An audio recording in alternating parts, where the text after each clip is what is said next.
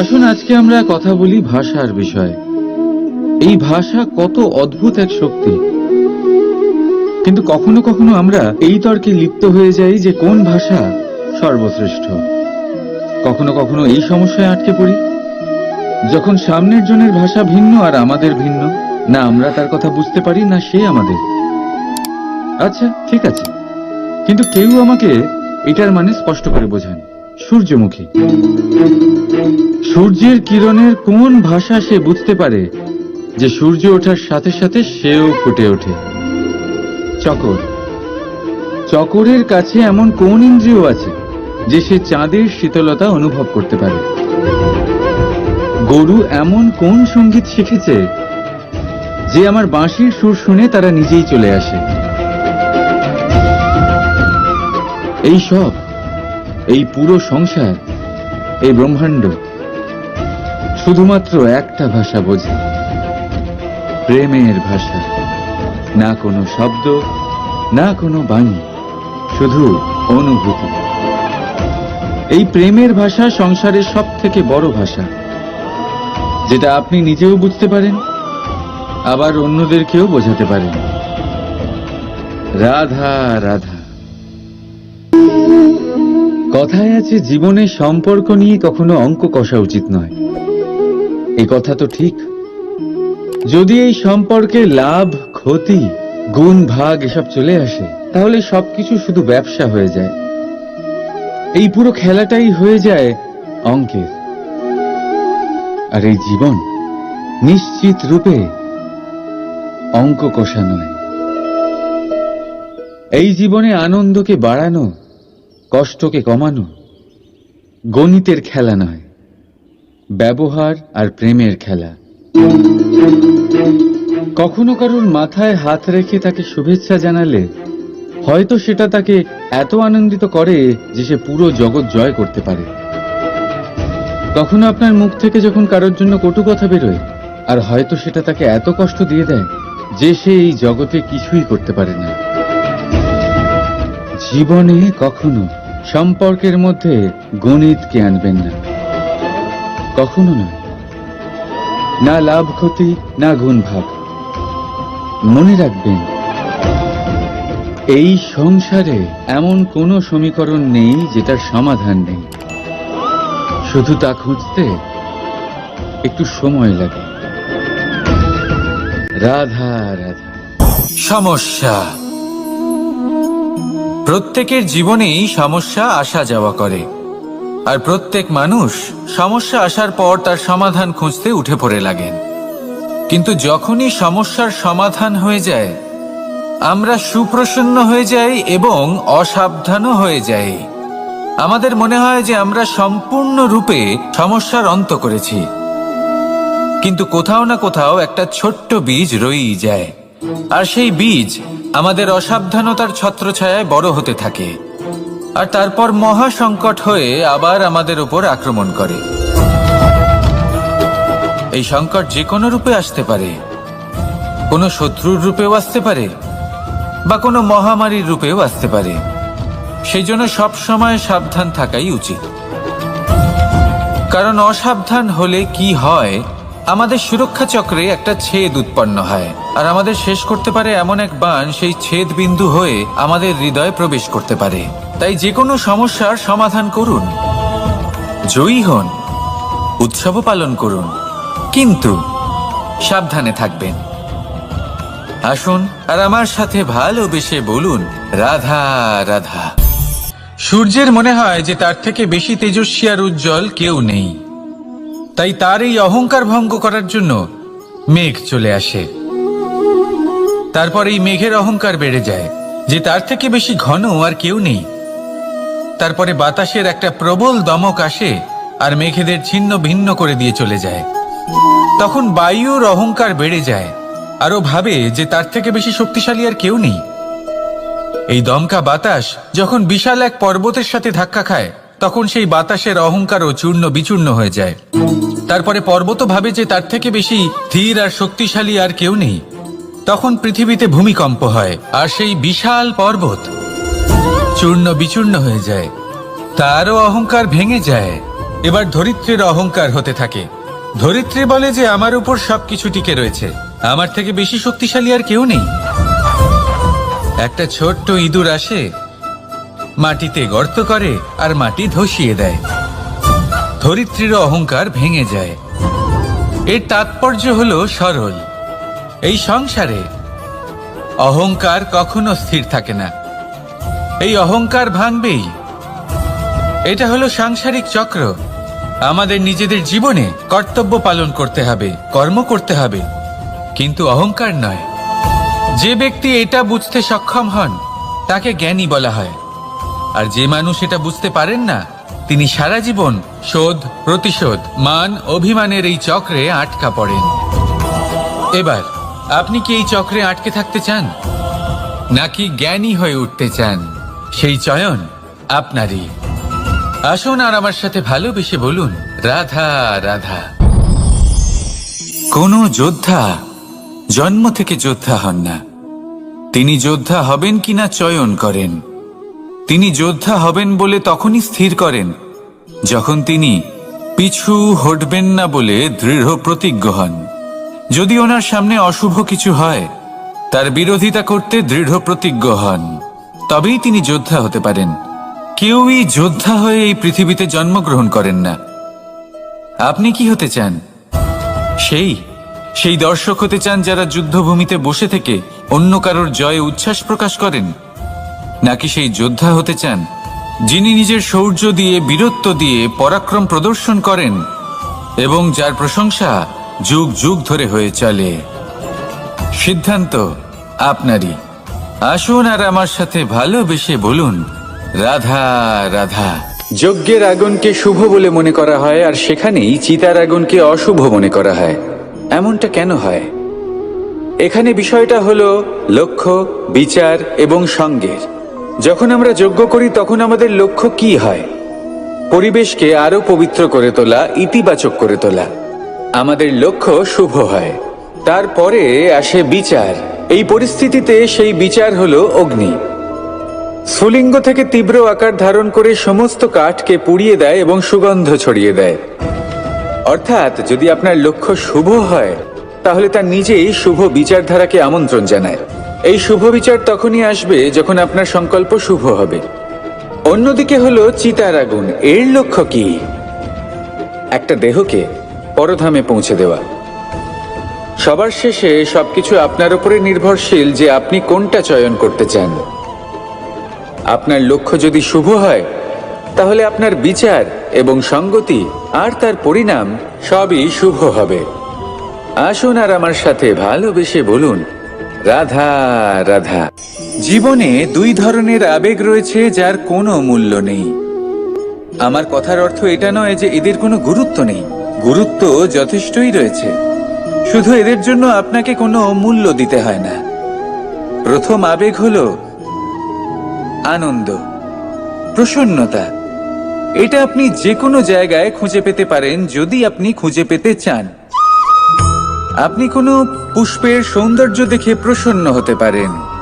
বায়ুর কারণে যখন একটি বৃক্ষ শিহরিত হয় সেটা দেখে আপনি প্রসন্ন হতে পারেন। একটা ছোট্ট শিশুর কলরব শুনেও আপনি প্রসন্ন হতে পারেন। একটা ক্রন্দনরত বালককে হাসিয়ে আপনি প্রসন্ন হতে পারেন। সবকিছু আপনার উপর নির্ভরশীল। সেখানে আরেকটি আবেগ হলো দুশ্চিন্তা। মানুষ বড়ই দুশ্চিন্তা করতে থাকে। আজ আমি এই কাজ করেছি, সেই বিষয়ে চিন্তা। আজ আমি এই কাজ করতে পারিনি, সেই বিষয়ে চিন্তা। কাল আমাকে এই কাজ করতে হবে, সেই নিয়ে চিন্তা। আমি কি সেই কাজটা করতে পারবো, সেই বিষয়েও দুশ্চিন্তা। চিন্তা সর্বত্র রয়েছে, যার জন্য মূল্য দিতে হয় না। যত চান আপনি একত্রিত করতে পারেন। একটা গুরুত্বপূর্ণ কথা মনে রাখবেন, প্রসন্নতা জীবনের একটা নতুন সূত্রপাত। সেখানে দুশ্চিন্তা হলো জীবনের চিতার সমান। এবার এই দুটি আবেগ হলো মূল্যহীন। দুটোই আপনার সামনে আছে। কোনটা চয়ন করবেন আপনি? দুশ্চিন্তা নাকি প্রসন্নতা? সিদ্ধান্ত আপনারই। আসুন আর আমার সাথে ভালোবেসে বলুন, রাধা রাধা। বনস্পতি ফলনের জন্য আমাদের কিসের প্রয়োজন পড়ে? একটু ধরিত্রীর, একটু পরিশ্রমের, আর একটা বীজের। এবার যদি মানুষের কথা বলি, তাহলে এখানে ধরিত্রী হলো মানুষের এই জীবন, যেখানে মানুষ নিজের ইচ্ছের ফল ফুল ফলন করতে চায়। পরিশ্রম হলো আমাদের কর্ম, আর বীজ হলো আমাদের নির্বাচন। আমাদের বেছে নিতে হবে যে আমরা কি বপন করব, আম নাকি ফণি মনসা। এর মধ্যে আমরা কি পেতে চাই? রসালো ফলের ফলন চাই নাকি কাঁটার ফলন চাই, তা আমাদের উপর নির্ভরশীল। কিন্তু একটা কথা ঠিক, লক্ষ্য যেমনই হোক না কেন, জীবন যেমনই হোক না কেন, যদি আপনি লক্ষ্যের দিকে এগোতে থাকেন, তাহলে কর্মের সাথে খামখেয়ালি আচরণ করতে পারবেন না। যদি আপনি এমন করেন, তাহলে এটা আপনাকে একটা অনুচিত লক্ষ্যে পৌঁছে দেবে, সেটা কিন্তু নিশ্চিত। সবসময় এটা মনে রাখবেন, কর্মের সাথে খামখেয়ালি হবেন, অর্থাৎ কর্মফলও আপনার সাথে খামখেয়ালি হবে। তাহলে নিষ্ঠার সাথে কর্ম করতে থাকুন আর নিজের লক্ষ্যকে প্রাপ্ত করুন। আর আমার সাথে ভালোবেসে বলুন, রাধা রাধা। এই জীবন আসলে কি? আমরা কারা? আমাদের অস্তিত্ব আসলে কি? পঞ্চতত্ত্ব দ্বারা নির্মিত আমাদের এই শরীর, আর এর মধ্যে পরমাত্মার একটি অংশ আত্মারূপে বসবাস করে। আর যখন এই জীবন সমাপ্ত হবে, তখন আমাদের আবার এই পঞ্চতত্ত্বের মধ্যে বিলীন হয়ে যেতে হবে। এটাই সত্য। এবার অনেক মানুষ আছেন, এমন অনেক চেষ্টা করতে থাকেন এমন কর্ম করার, যাতে এই সংসার তাদের চিরস্মরণীয় করে রাখবে। কিন্তু এই জীবন আসলে কি? সেই সময় যখন আমরা নিঃশ্বাস নিই, আমাদের হৃৎস্পন্দন হয়, আমরা যে মুহূর্তগুলো যাপন করি, এবার এই মুহূর্তগুলিতে আমরা কি করব সেটা অত্যন্ত গুরুত্বপূর্ণ। আমরা কি অহংকার করব নাকি পরোপকার করব? এই সৃষ্টিকে বেঁধে রাখার চেষ্টা করব নাকি নিজেকে উন্নত করে তোলার চেষ্টা করব? এটাই শিক্ষা যে বল হোক বা কায়া, এর প্রতি আমাদের না অহংকার করা উচিত আর না মোহ। শুধু প্রত্যেকটা মুহূর্ত প্রেমময় হয়ে বাঁচুন আর ভালোবেসে বলুন, রাধা রাধা। মানুষের কত রকম অনুভূতি হয়, কিন্তু সে সেটাই করে যেটা সে আজ অবধি করে এসেছে, আর এটাই তার সব থেকে বড় ভুল। আপনাকে যদি উদাহরণ দিই, তাহলে একটা গোয়ালা যে ছোটবেলা থেকে একটাই কাজ করেছে, গরুকে চড়িয়েছে, দুধ বের করেছে, সে সারা জীবন সেটাই পাবে, শুধু দুধ। কিন্তু ভেবে দেখুন, যখন এই দুধ কোনো ময়রার কাছে যায়, তখন সে সেটা দিয়ে মালপোয়া বানায়, মাখন বানায়, বিভিন্ন রকমের সুস্বাদু মিষ্টি বানায়, ঘি বানায়। সে বড় কিছু করে, তার বদলে সে বড় কিছু পায়। তাই মনে রাখবেন, যদি আপনি সেটা করেন যেটা আপনি সব সময় করে এসেছেন, তাহলে আপনি সেটাই পাবেন যা আপনি আজ পর্যন্ত পেয়ে এসেছেন। নতুন কিছু করার চেষ্টা করুন, আলাদা কিছু করার চেষ্টা করুন, নিজেকে বদলানোর চেষ্টা করুন, নিজেকে প্রস্তুত করুন, নতুন কিছু করুন। তাই মনে রাখবেন, যদি আপনি এমন কিছু করেন যা এর আগে কেউ কখনো করেনি, তাহলে আপনি এমন কিছু পাবেন যা এর আগে কেউ কখনো পায়নি। তাই নতুন উপায়, নতুন চেষ্টার দ্বারা নতুন কর্মের পালন করুন। নতুন চিন্তা নিজের ভেতরে জাগ্রত করুন, কারণ এই চিন্তাই সত্য হয়ে আপনার জীবনে আসবে। রাধা রাধা। সমুদ্র মন্থন, আমরা সবাই জানি এ কিভাবে হয়েছিল। এই মন্থন থেকে কি কি পাওয়া গেছিল? অসংখ্য রত্ন পাওয়া গেছিল, বিষ পাওয়া গেছিল, অমৃত পাওয়া গেছিল। ঠিক সেইভাবেই আমাদের ভেতরেও একটা বিশাল সমুদ্র রয়েছে, যাকে আমরা নাম দিয়েছি মন। যদি এই মনের মন্থন করা হয়, তাহলে এই মন থেকে বিষও বেরোতে পারে আর অমৃতও বেরোতে পারে।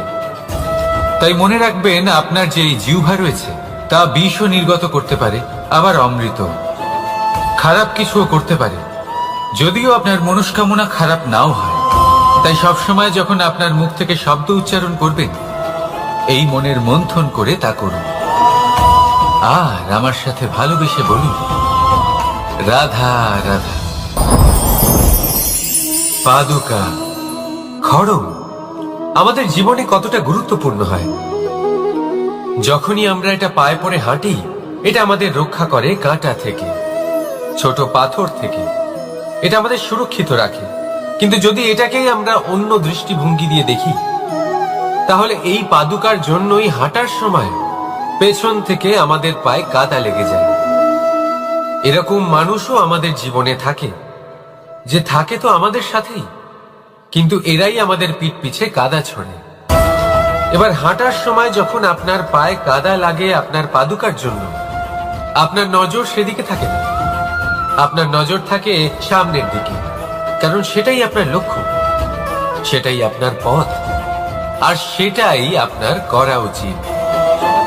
তাই মনে রাখবেন, আপনার পা ধরে সেই টানতে পারে যে আপনার পেছনে রয়েছে, আর আপনার নজর সেখানে নয়, সবসময় সামনে নিজের লক্ষ্যে থাকা উচিত। প্রতি মুহূর্তে নিজের লক্ষ্যের দিকে তাকিয়ে থাকুন, সবসময় জীবনের সামনে এগোতে থাকুন। আর রাধা রাধা।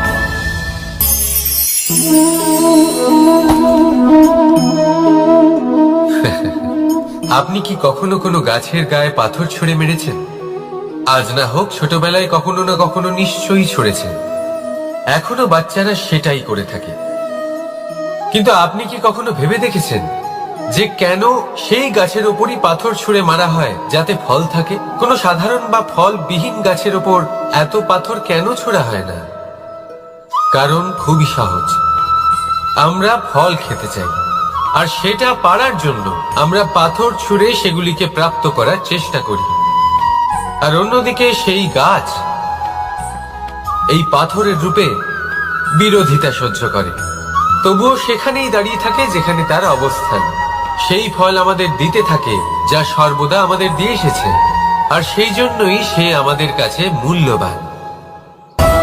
তাই মনে রাখবেন, আপনার জীবনেও এরকম অনেক মানুষ আসবেন, বা হয়তো এখনই আছে, যারা আপনার বিরোধিতা করেন, যারা আপনার জীবনে সংকট ডেকে আনেন, আপনাকে দোষারোপ করেন, কিন্তু আপনার নজর সেদিকে থাকা উচিত নয়।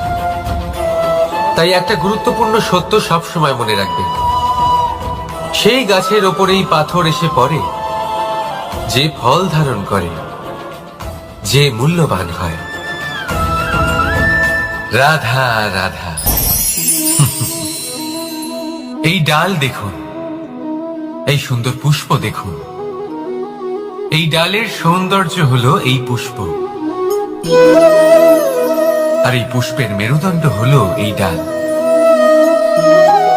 এবার কল্পনা করুন, যদি এই ডাল থেকে এই পুষ্পকে ছিঁড়ে নেওয়া হয়, তাহলে আপনি যাই করুন না কেন পুনরায় জোড়া লাগাতে পারবেন না। এবার যদি এটা আমাদের জীবনে হয়, আমাদের মানুষের, আমরা যদি কিছু পাই তাহলে সেটা সুরক্ষিত রাখি, আর যদি সেটা হারিয়ে ফেলি তাহলে দুঃখে জর্জরিত হই। এবার ফিরে আসি প্রকৃতির কথায়। দেখা যাক প্রকৃতি আমাদের কি শেখায়। এবার যদি এই পুষ্প এই ডালটা থেকে ছেড়ে যায়, আর যদি এই ডাল সবল থাকে, তাহলে কিছুদিন পরেই এই ডালে আবার নতুন ফুল ফুটবে। এবার এটা আমাদের জীবনেও ঘটবে, নিশ্চয়ই ঘটবে। সেটাই প্রকৃতি। সেই জন্য জীবনে আপনি যা হারিয়েছেন সেটার বিষয় না ভেবে, যা ফেলে এসেছেন তার বিষয় না চিন্তা করে, ভবিষ্যতে যা আপনি যত্ন করে রাখতে পারবেন, সাবধানে রাখতে পারবেন, সেগুলির প্রতি একাগ্র হন। বিশ্বাস করুন, এই মনরূপী ডালের ওপর সুখের ফুল সব সময় ফুটবে। রাধা রাধা। ধন আর মানুষের মনের মধ্যে একটা সম্পর্ক রয়েছে। সেই একই সম্পর্ক রয়েছে সুযোগ আর প্রয়াসের মধ্যে। মানুষ বলে, যদি আমি একটু ধন লাভ করি তাহলে আমি কিছু করতে পারি। ধন বলে, যদি তুই কিছু করিস তবে তোর কাছে আমি আসব।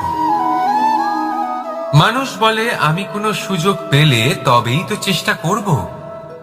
আর সুযোগ বলে, তুই প্রয়াস কর তবেই তো আমি দেখা দেব। সবসময় জীবনে সেই কামনা করবেন না যা আপনি অন্য কারোর থেকে বা এই সংসারের থেকে নিয়তির সাহায্যে পেতে পারেন। মনোসংযোগ করুন নিজের কর্মের ওপর। মনোসংযোগ করুন তার ওপর যা আপনার হাতে আছে। অনবরত চেষ্টা করুন, না কোনো আশা করে, না কোনো আকাঙ্ক্ষা নিয়ে। আর তারপর এই জীবনকে দেখুন, সে সফলতা হোক বা সুখ, সে ধন হোক বা হোক সুযোগ, সব নিজে থেকেই আপনার কাছে আসবে। রাধা রাধা। যখনই আমরা প্রসন্ন হই, কোনো শুভ অনুষ্ঠান থাকে, আমরা সাফল্য লাভ করি, আমরা সবার আগে আপনজনদের মিষ্টিমুখ করাই। আর এটা ভালোই। মিষ্টিমুখ করালে মনও মিষ্টি হয়ে যায়। কিন্তু এই মিষ্টতা শুধুমাত্র মিষ্টির মধ্যে থাকে না, কারণ এই স্বাদ নয়, এই এক অনুভূতি। জিহ্বার স্বাদ গলায় গেলেই শেষ হয়ে যায়, সেখানে অনুভূতির স্বাদ সারা জীবন মনে থেকে যায়। তাই আপনি যখনই আপনজনদের মিষ্টিমুখ করাবেন, শুধু সেই মিষ্টি দিয়ে কেন, যা কিছুক্ষণের জন্যই থাকে, সেই অনুভূতির দ্বারা, সেই মিষ্টি কথার দ্বারা, সেই মিষ্টি ব্যবহারের দ্বারা সবাইকে খুশি করুন।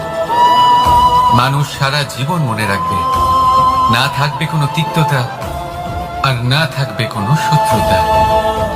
দেখবেন এইভাবেই আপনি আরো একটা সুযোগ পেয়ে যাবেন মিষ্টি মুখ করার। রাধা রাধা। এটা সেই নৌকার প্রতিরূপ যা আমাদের নদী পার করায়।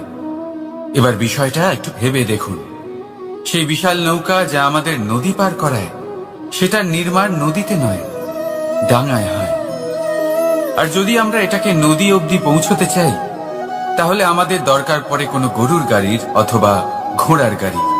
তার সাহায্যে একে বহন করা হয়। এবার পথে যদি কোনো জলধারা আসে, কোনো নদী আসে, আর সেটাকে পার করতে হয়, তাহলে তখন সেই নৌকার উপরে গাড়ি রাখা হয়, তারপর তাকে পার করা হয়। অর্থাৎ এই যাত্রা দুজনের সংযোগ ছাড়া সম্পূর্ণ হতেই পারবে না। সেই জন্যই এই প্রবাদ আছে, কখনো নৌকা তো কখনো গাড়ি। আমাদের সম্পর্কের মধ্যে অতি আবশ্যক, আমাদের সম্পর্কের মধ্যে অত্যন্ত গুরুত্বপূর্ণ হল সংযোগ। সবসময় একসাথে চলা, সংযোগ স্থাপন করা, সবসময় সুখী থাকবে। রাধা রাধা। আসুন আজকে আমরা কথা বলি ভাষার বিষয়ে। এই ভাষা কত অদ্ভুত এক শক্তি, কিন্তু কখনো কখনো আমরা এই তর্কে লিপ্ত হয়ে যাই যে কোন ভাষা সর্বশ্রেষ্ঠ। কখনো কখনো এই সমস্যায় আটকে পড়ি, যখন সামনের জনের ভাষা ভিন্ন আর আমাদের ভিন্ন, না আমরা তার কথা বুঝতে পারি, না সে আমাদের। আচ্ছা ঠিক আছে, কিন্তু কেউ আমাকে এটার মানে স্পষ্ট করে বোঝান। সূর্যমুখী, সূর্যের কিরণের কোন ভাষা সে বুঝতে পারে যে সূর্য ওঠার সাথে সাথে সেও ফুটে ওঠে? চকর, চকরের কাছে এমন কোন ইন্দ্রিয় আছে যে সে চাঁদের শীতলতা অনুভব করতে পারে? গরু এমন কোন সঙ্গীত শিখেছে যে আমার বাঁশির সুর শুনে তারা নিজেই চলে আসে? এই সব, এই পুরো সংসার, এই ব্রহ্মাণ্ড শুধুমাত্র একটা ভাষা বোঝে, প্রেমের ভাষা। না কোনো শব্দ, না কোনো বাণী, শুধু অনুভূতি। এই প্রেমের ভাষা সংসারের সব থেকে বড় ভাষা, যেটা আপনি নিজেও বুঝতে পারেন, আবার অন্যদেরকেও বোঝাতে পারেন। রাধা রাধা। কথায় আছে, জীবনে সম্পর্ক নিয়ে কখনো অঙ্ক কষা উচিত নয়। এ কথা তো ঠিক। যদি এই সম্পর্কে লাভ, ক্ষতি, গুণ, ভাগ এসব চলে আসে, তাহলে সবকিছু শুধু ব্যবসা হয়ে যায়। এই পুরো খেলাটাই হয়ে যায় অঙ্কের।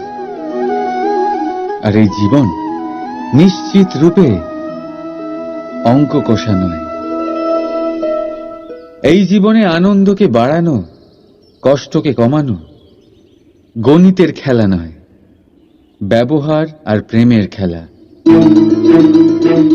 কখনো কারোর মাথায় হাত রেখে তাকে শুভেচ্ছা জানালে হয়তো সেটা তাকে এত আনন্দিত করে যে সে পুরো জগৎ জয় করে।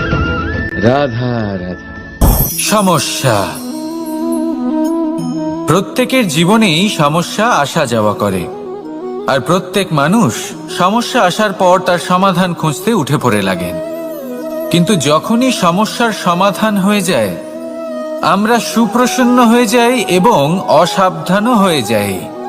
আমাদের মনে হয় যে আমরা সম্পূর্ণরূপে সমস্যার অন্ত করেছি, কিন্তু কোথাও না কোথাও একটা ছোট্ট বীজ রয়েই যায়, আর সেই বীজ আমাদের অসাবধানতার ছত্রছায়ায় বড় হতে থাকে, আর তারপর মহা সংকট হয়ে আবার আমাদের উপর আক্রমণ করে। এই সংকট যে কোনো রূপে আসতে পারে, কোনো শত্রুর রূপেও আসতে পারে, বা কোনো মহামারীর রূপেও আসতে পারে। সেই জন্য সবসময় সাবধান থাকাই উচিত, কারণ অসাবধান হলে কি হয়, আমাদের সুরক্ষা চক্রে একটা ছেদ উৎপন্ন হয়, আর আমাদের শেষ করতে পারে এমন এক বাণ সেই ছেদ বিন্দু হয়ে আমাদের হৃদয়ে প্রবেশ করতে পারে। তাই যে কোনো সমস্যার সমাধান করুন, জয়ী হন, উৎসব পালন করুন, কিন্তু সাবধানে থাকবেন। আসুন আর আমার সাথে ভালোবেসে বলুন, রাধা রাধা। সূর্যের মনে হয় যে তার থেকে বেশি তেজস্বী আর উজ্জ্বল কেউ নেই, তাই তার এই অহংকার ভঙ্গ করার জন্য মেঘ চলে আসে। তারপর এই মেঘের অহংকার বেড়ে যায় যে তার থেকে বেশি ঘন আর কেউ নেই। তারপরে বাতাসের একটা প্রবল দমক আসে আর মেঘেদের ছিন্ন ভিন্ন করে দিয়ে চলে যায়। তখন বায়ুর অহংকার বেড়ে যায়, আরো ভাবে যে তার থেকে বেশি শক্তিশালী আর কেউ নেই। এই দমকা বাতাস যখন বিশাল এক পর্বতের সাথে ধাক্কা খায়, তখন সেই বাতাসের অহংকারও চূর্ণ বিচূর্ণ হয়ে যায়। তারপরে পর্বত ভাবে যে তার থেকে বেশি ধীর আর শক্তিশালী আর কেউ নেই। তখন পৃথিবীতে ভূমিকম্প হয়, আর সেই বিশাল পর্বত চূর্ণ বিচূর্ণ হয়ে যায়, তারও অহংকার ভেঙে যায়। এবার ধরিত্রীর অহংকার হতে থাকে। ধরিত্রী বলে যে আমার উপর সবকিছু টিকে রয়েছে, আমার থেকে বেশি শক্তিশালী আর কেউ নেই। একটা ছোট্ট ইঁদুর আসে, মাটিতে গর্ত করে আর মাটি ধসিয়ে দেয়। ধরিত্রীর অহংকার ভেঙে যায়। এর তাৎপর্য হলো সরল, এই সংসারে অহংকার কখনো স্থির থাকে না, এই অহংকার ভাঙবেই। এটা হলো সাংসারিক চক্র। আমাদের নিজেদের জীবনে কর্তব্য পালন করতে হবে, কর্ম করতে হবে, কিন্তু অহংকার নয়। যে ব্যক্তি এটা বুঝতে সক্ষম হন তাকে জ্ঞানী বলা হয়, আর যে মানুষ এটা বুঝতে পারেন না, তিনি সারা জীবন শোধ প্রতিশোধ মান অভিমানের এই চক্রে আটকা পড়েন। এবার আপনি কি এই চক্রে আটকে থাকতে চান, নাকি জ্ঞানী হয়ে উঠতে চান? সেই চয়ন আপনারই। আসুন আর আমার সাথে ভালোবেসে বলুন, রাধা রাধা।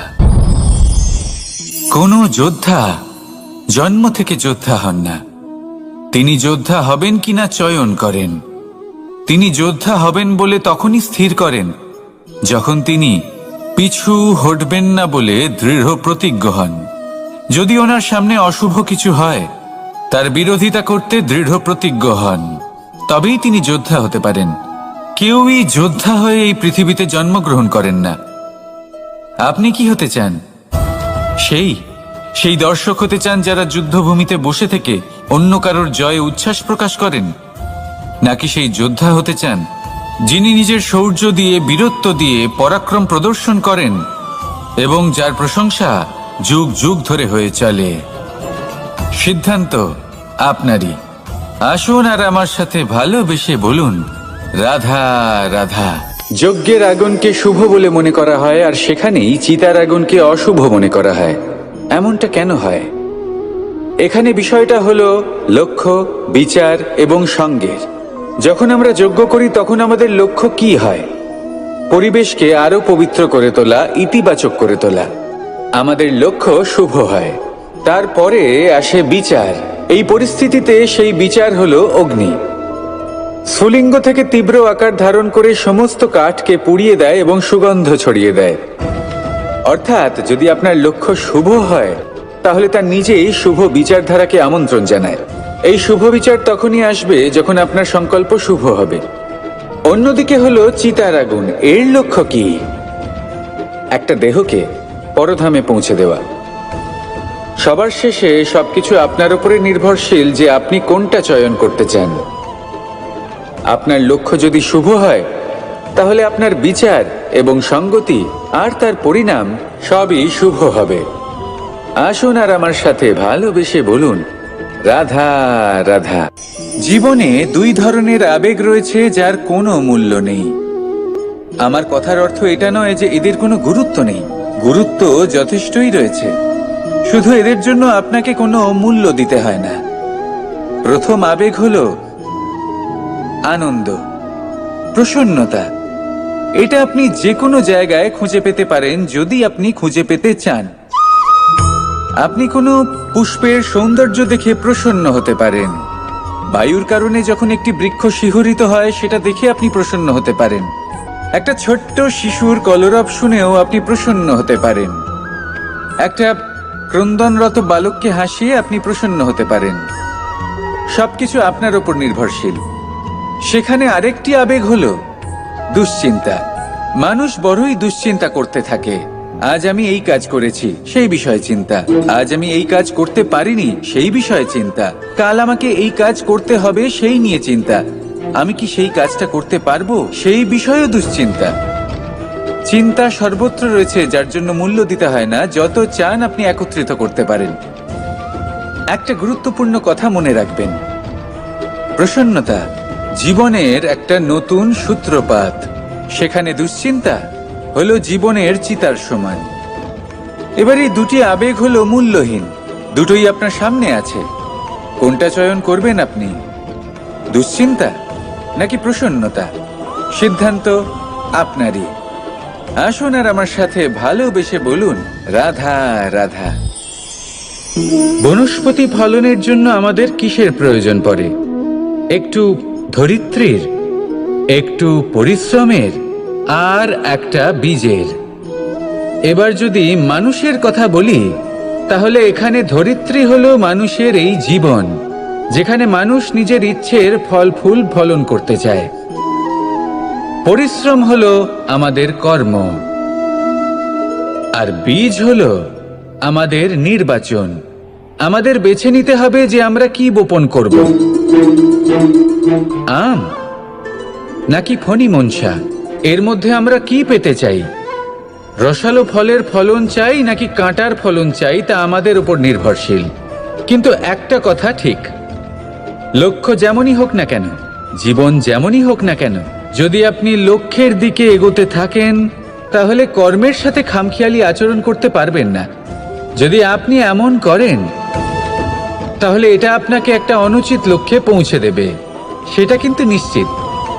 সবসময় এটা মনে রাখবেন, কর্মের সাথে খামখেয়ালি হবেন অর্থাৎ কর্মফলও আপনার সাথে খামখেয়ালি হবে। তাহলে নিষ্ঠার সাথে কর্ম করতে থাকুন আর নিজের লক্ষ্যকে প্রাপ্ত করুন। আর আমার সাথে ভালোবেসে বলুন, রাধা রাধা। এই জীবন আসলে কি? আমরা কারা? আমাদের অস্তিত্ব আসলে কি? পঞ্চতত্ত্ব দ্বারা নির্মিত আমাদের এই শরীর, আর এর মধ্যে পরমাত্মার একটি অংশ আত্মারূপে বসবাস করে। আর যখন এই জীবন সমাপ্ত হবে তখন আমাদের আবার এই পঞ্চতত্ত্বের মধ্যে বিলীন হয়ে যেতে হবে। এটাই সত্য। এবার অনেক মানুষ আছেন এমন অনেক চেষ্টা করতে থাকেন এমন কর্ম করার যাতে এই সংসার তাদের চিরস্মরণীয় করে রাখবে। কিন্তু এই জীবন আসলে কি? সেই সময় যখন আমরা নিঃশ্বাস নিই, আমাদের হৃৎস্পন্দন হয়, আমরা যে মুহূর্তগুলো যাপন করি, এবার এই মুহূর্তগুলিতে আমরা কি করব সেটা অত্যন্ত গুরুত্বপূর্ণ। আমরা কি অহংকার করব নাকি পরোপকার করব? এই সৃষ্টিকে বেঁধে রাখার চেষ্টা করব নাকি নিজেকে উন্নত করে তোলার চেষ্টা করব? এটাই শিক্ষা যে বল হোক বা কায়া, এর প্রতি আমাদের না অহংকার করা উচিত আর না মোহ। শুধু প্রত্যেকটা মুহূর্ত প্রেমময় হয়ে বাঁচুন আর ভালোবেসে বলুন, রাধা রাধা। মানুষের কত রকম অনুভূতি হয়, কিন্তু সে সেটাই করে যেটা সে আজ অবধি করে এসেছে, আর এটাই তার সব থেকে বড় ভুল। আপনাকে যদি উদাহরণ দিই তাহলে একটা গোয়ালা যে ছোটবেলা থেকে একটাই কাজ করেছে, গরুকে চড়িয়েছে, দুধ বের করেছে, সে সারা জীবন সেটাই পাবে। শুধু দুধ। কিন্তু ভেবে দেখুন, যখন এই দুধ কোনো ময়রার কাছে যায়, তখন সে সেটা দিয়ে মালপোয়া বানায়, মাখন বানায়, বিভিন্ন রকমের সুস্বাদু মিষ্টি বানায়, ঘি বানায়। সে বড় কিছু করে, তার বদলে সে বড় কিছু পায়। তাই মনে রাখবেন, যদি আপনি সেটা করেন যেটা আপনি সব সময় করে এসেছেন, তাহলে আপনি সেটাই পাবেন যা আপনি আজ পর্যন্ত পেয়ে এসেছেন। নতুন কিছু করার চেষ্টা করুন, আলাদা কিছু করার চেষ্টা করুন, নিজেকে বদলানোর চেষ্টা করুন, নিজেকে প্রস্তুত করুন, নতুন কিছু করুন। তাই মনে রাখবেন, যদি আপনি এমন কিছু করেন যা এর আগে কেউ কখনো করেনি, তাহলে আপনি এমন কিছু পাবেন যা এর আগে কেউ কখনো পায়নি। তাই নতুন উপায়, নতুন চেষ্টার দ্বারা নতুন কর্মের পালন করুন। নতুন চিন্তা নিজের ভেতরে জাগ্রত করুন, কারণ এই চিন্তাই সত্য হয়ে আপনার জীবনে আসবে। রাধা রাধা। সমুদ্র মন্থন, আমরা সবাই জানি এ কিভাবে হয়েছিল। এই মন্থন থেকে কি কি পাওয়া গেছিল? অসংখ্য রত্ন পাওয়া গেছিল, বিষ পাওয়া গেছিল, অমৃত পাওয়া গেছিল। ঠিক সেইভাবেই আমাদের ভেতরেও একটা বিশাল সমুদ্র রয়েছে, যাকে আমরা নাম দিয়েছি মন। যদি এই মনের মন্থন করা হয়, তাহলে এই মন থেকে বিষও বেরোতে পারে, আর অমৃতও বেরোতে পারে। তাই মনে রাখবেন, আপনার যে এই জিহ্বা রয়েছে, তা বিষও নির্গত করতে পারে, আবার অমৃত। খারাপ কিছুও করতে পারে, যদিও আপনার মনস্কামনা খারাপ নাও হয়। তাই সবসময় যখন আপনার মুখ থেকে শব্দ উচ্চারণ করবেন, এই মনের মন্থন করে তা করুন। আর আমার সাথে ভালোবেসে বলুন, রাধা রাধা। পাদুকা, খড়ম আমাদের জীবনে কতটা গুরুত্বপূর্ণ হয়। যখনই আমরা এটা পায়ে পড়ে হাঁটি, এটা আমাদের রক্ষা করে কাঁটা থেকে, ছোট পাথর থেকে। এটা আমাদের সুরক্ষিত রাখে। কিন্তু যদি এটাকেই আমরা অন্য দৃষ্টিভঙ্গি দিয়ে দেখি, তাহলে এই পাদুকার জন্যই হাঁটার সময় পেছন থেকে আমাদের পায়ে কাদা লেগে যায়। এরকম মানুষও আমাদের জীবনে থাকে, যে থাকে তো আমাদের সাথেই, কিন্তু এরাই আমাদের পিঠ পিছে কাদা ছড়ে। এবার হাঁটার সময় যখন আপনার পায়ে কাদা লাগে আপনার পাদুকার জন্য, আপনার নজর সেদিকে থাকে না, আপনার নজর থাকে সামনের দিকে, কারণ সেটাই আপনার লক্ষ্য, সেটাই আপনার পথ, আর সেটাই আপনার করা উচিত। তাই মনে রাখবেন, আপনার পা ধরে সেই টানতে পারে যে আপনার পেছনে রয়েছে, আর আপনার নজর সেখানে নয়। সবসময় সামনে নিজের লক্ষ্যে থাকা উচিত। প্রতি মুহূর্তে নিজের লক্ষ্যের দিকে তাকিয়ে থাকুন, সবসময় জীবনের সামনে এগোতে থাকুন। আর রাধা রাধা।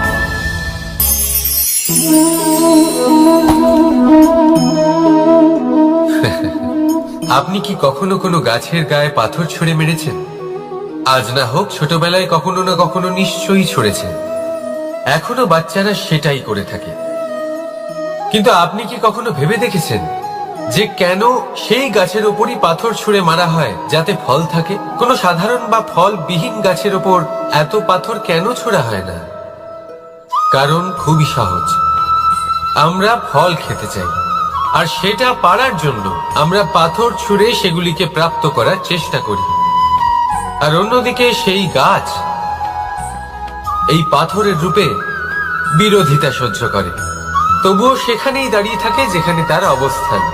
সেই ফল আমাদের দিতে থাকে যা সর্বদা আমাদের দিয়ে এসেছে, আর সেই জন্যই সে আমাদের কাছে মূল্যবান।